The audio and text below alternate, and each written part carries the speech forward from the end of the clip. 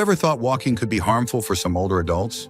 While staying active is one of the best things you can do for your health, doctors warn that for some older adults, excessive walking can actually worsen existing conditions, increase the risk of injury, and put dangerous strain on the body. The truth is, not all seniors benefit from the same level of physical activity, and in some cases, too much movement can cause more harm than good. In this video, we're diving into 5 specific groups of older adults who need to limit their walking to avoid serious health risks. From those with joint problems to seniors with heart conditions, we'll break down why certain individuals must modify their activity levels to protect their long-term well-being. Stay tuned until the end because you'll discover how to identify if you or someone you love falls into one of these categories and what steps to take to stay healthy without overexertion. Making the right adjustments could be the key to preventing a major health setback. Now let's get started. Number 1, those prone to severe blood pressure fluctuations. For many older adults, maintaining stable blood pressure is a key part of staying healthy. But for those who experience severe fluctuations, either sudden drops or spikes, walking too much can lead to serious consequences. Conditions like orthostatic hypotension, where blood pressure drops suddenly when standing or walking, can cause dizziness, lightheadedness, and even fainting. On the other hand, uncontrolled hypertension can make physical exertion dangerous, increasing the risk of strokes or heart complications. The biggest risk with unstable blood pressure is that symptoms can strike unexpectedly. Someone may feel fine at the start of a walk, but after just a few minutes, they could suddenly experience blurry vision, weakness, or a feeling like they're about to pass out.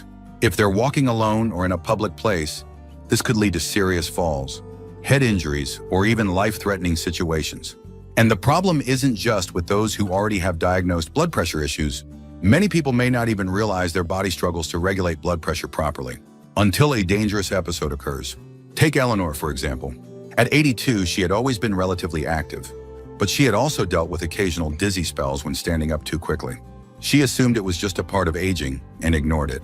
One morning, she went for a walk as usual, but about 10 minutes in, she suddenly felt her vision go dark, and the next thing she knew, she was on the ground.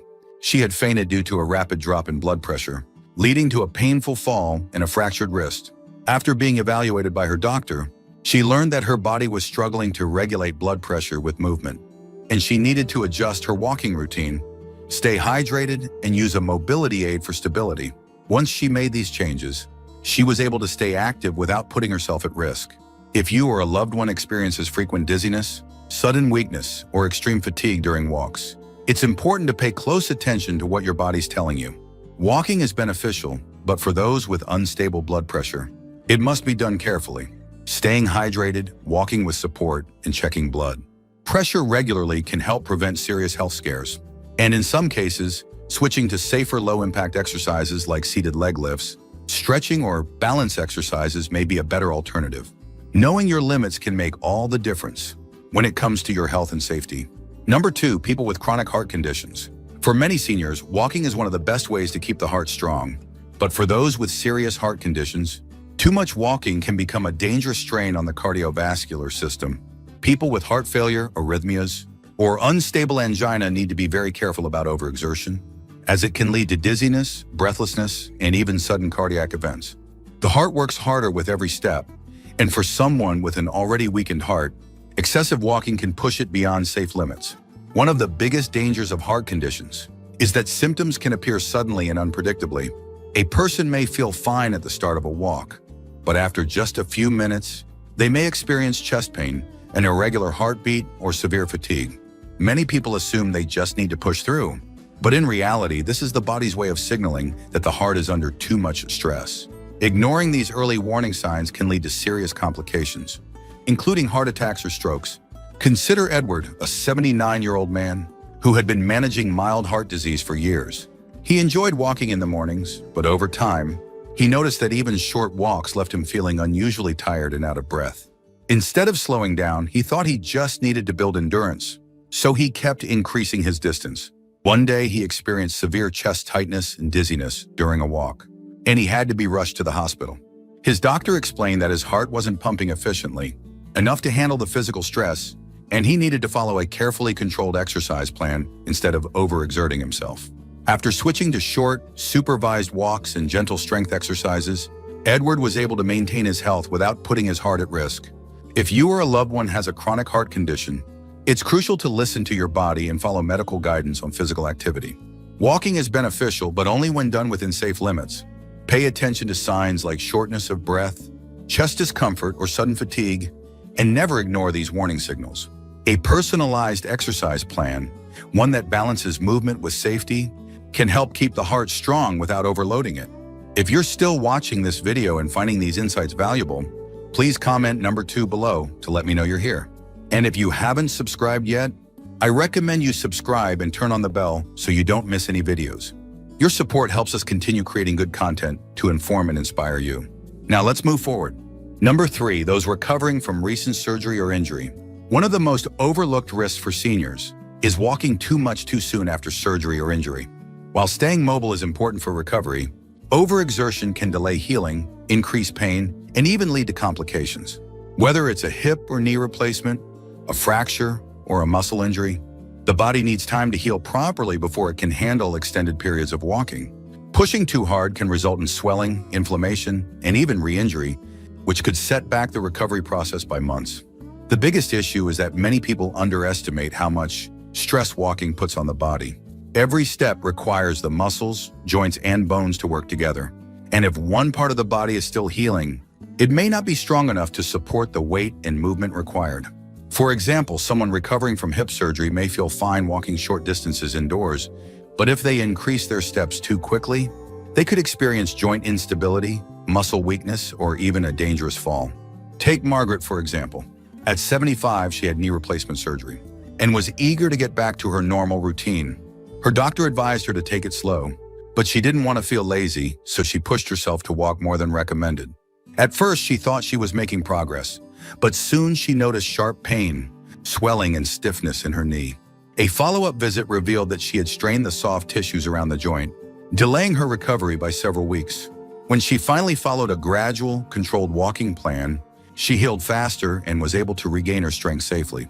If you or someone you know is recovering from surgery or an injury, it's important to prioritize healing before increasing activity levels. Follow your doctor's or physical therapist's recommendations and listen to your body. If walking is causing pain, fatigue, or swelling, it may be a sign that you need to slow down. Recovery isn't just about movement. It's about giving your body the time and care it needs to rebuild strength without unnecessary setbacks. Number 4, seniors with severe peripheral neuropathy. For many seniors, walking feels like second nature. But for those with severe peripheral neuropathy, a condition that affects the nerves in the feet and legs, walking can become not just difficult, but dangerous. Peripheral neuropathy often causes numbness, tingling, weakness, and even sharp pain, making it hard to maintain balance or feel the ground properly. This significantly increases the risk of falls, injuries, and even long-term mobility issues. One of the biggest dangers of neuropathy is that the nerves responsible for detecting pain and pressure don't function properly. This means that someone with neuropathy might not realize they've injured their foot, twisted an ankle, or developed sores from walking too much. Many seniors with this condition don't notice the problem until it becomes serious, leading to infections, ulcers, or even the need for amputation in extreme cases. Consider Frank, a 78-year-old man diagnosed with diabetic neuropathy. For years, he enjoyed taking daily walks around his neighborhood, but over time, he noticed that his feet were becoming increasingly numb. One day, after a particularly long walk, he discovered a deep blister on his foot. But because he couldn't feel it, he had kept walking on it for hours. By the time he noticed, the wound had worsened, leading to an infection that required weeks of medical treatment. His doctor advised him to limit his walking, wear supportive shoes, and check his feet daily for signs of injury. By making these adjustments, Frank was able to stay active while reducing his risk of serious complications. If you or someone you love has peripheral neuropathy, it's essential to take precautions before walking long distances. Wearing proper footwear, walking on stable surfaces, and doing balance exercises can help reduce the risk of falls and injuries. And most importantly, regular foot checks and medical evaluations can catch problems before they become serious. For those with severe neuropathy, switching to low-impact exercises like swimming or seated workouts may be a safer alternative to walking long distances. If you're still watching this video and finding these insights valuable, please comment number 4 below to let me know you're here. And if you haven't subscribed yet, I recommend you subscribe and turn on the bell so you don't miss any videos. Your support helps us continue creating good content to inform and inspire you. Now let's move forward. Number 5, seniors with severe arthritis. One of the most common reasons doctors advise certain seniors to limit their walking is severe arthritis. Many older adults experience joint pain, stiffness, and inflammation. But for those with advanced osteoarthritis or rheumatoid arthritis, excessive walking can actually worsen their condition rather than help it. The joints, especially the knees, hips, and ankles, bear the weight of every step, and when the cushioning cartilage is already worn down, too much movement can lead to painful swelling, increased stiffness, and even long-term joint damage. The problem is that many people believe staying active will always make things better, so they push through the pain, thinking they are doing their body a favor. But when the cartilage is already deteriorated, forcing movement on inflamed joints can actually accelerate the damage, leading to bone-on-bone friction. Over time, this can make everyday activities like standing, bending, or even getting out of bed more painful than before. Take Robert, for example. At 81, he had always been an active man and loved his daily walks. But over time, he noticed that his knees were becoming swollen and stiff after every walk. Instead of giving his body the rest it needed, he kept pushing himself, thinking he was just working through the stiffness. Eventually, the pain got so severe that he struggled to climb stairs or even stand for long periods. His doctor explained that excessive walking was aggravating his arthritis, and what he really needed was gentle, low-impact movement, like swimming or cycling to strengthen his muscles without putting strain on his joints. Once he adjusted his routine, he noticed a significant reduction in pain, better mobility, and even improved energy levels. If you or someone you know has severe arthritis, it's crucial to listen to your body. Instead of long walks that can exacerbate joint inflammation, opt for activities that support mobility without overloading the joints. Swimming, chair exercises, and light stretching can help keep you active without causing unnecessary pain. And always pay attention to what your body's telling you. If walking is causing more pain than relief, it may be time to adjust your routine. Final thoughts. As we wrap up this video, take a moment to reflect on these 5 groups of older adults who may need to limit their walking to protect their health. While walking is an essential part of staying active, it's not always beneficial for everyone.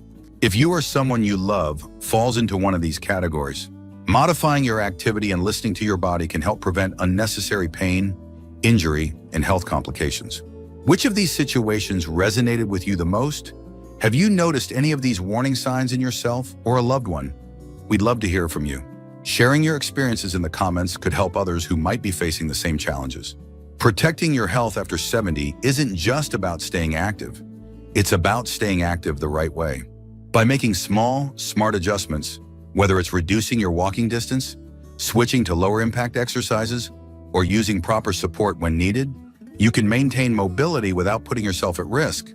Taking care of your body today means enjoying better health, more independence, and a longer, more fulfilling life tomorrow.